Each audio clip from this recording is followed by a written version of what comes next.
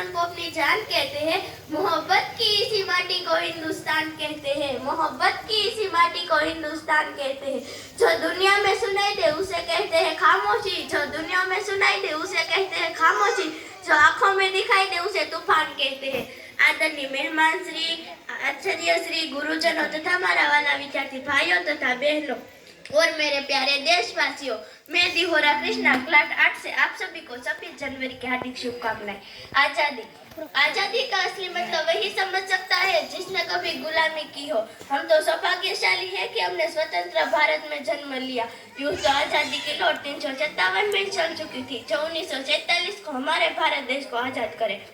प्राचीन, मध्यकाल और वर्तमान भारत के उदाहरणों से मैं स्पष्ट करना चाहूंगी कि जब हम फिरंगियों के फैले में फंस चुके थे, तब रंग दे पचंदी जो लेके एक आवाज पर टोली की टोली ऊपर आती थी और इंकलाब जिंदाबाद और वंदे मातरम में नारों के खून में आ जाने वाला 5 डिग्री का तूफान अंग्रेजों शासक की झड़ी हिला देता था। उसके बाद 62, 65 और 71 के युद्धों में अपना सुहाग गंवाने वाली औरत, जब घर के हालात भी यूं होते हैं कि प्यार भी भरपूर गया, मांग का सिंदूर गया, प्यार भी भरपूर गया, मांग का सिंदूर गया, नन्हे नन्हालों की लंगोटियां चलेगी, छोटी छोटी बेटियों की जूतियां चलेगी, बाप की कमाएगी, भाई की पढ़ाएगी।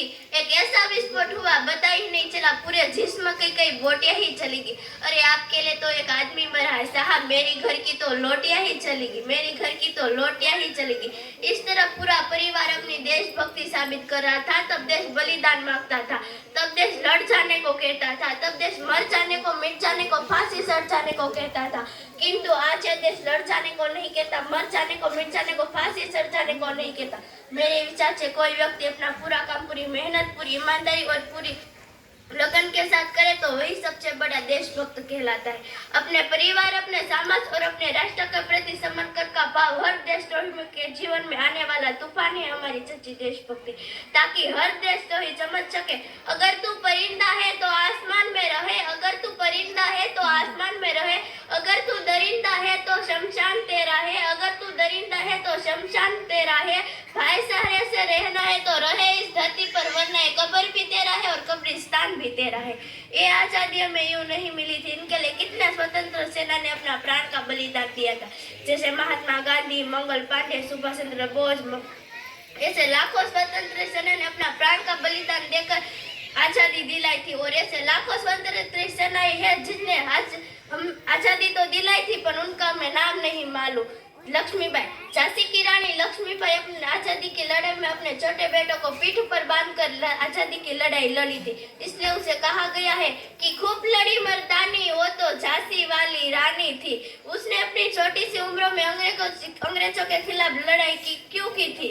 उन्हें अपने प्राण त्याग दिए, लेकिन अपनी मातृभूमि को गुलामी नहीं रहने दिया। हमारे वीर सपूत एवं मंगल पांडे ने अंग्रेजों के खिलाफ पहली चिंगारी जलाई थी। उन्हें कहा था कि तुम मुझे खून दो, मैं तुम्हें आजादी दूंगी। इनके लिए कितने युवाओं ने अपना खून का त्याग दिए, लेकिन क्या जम्मू की कुर्बानी का सही मोल चुका पाए हैं? अस्तु, जय हिंद, जय भारत।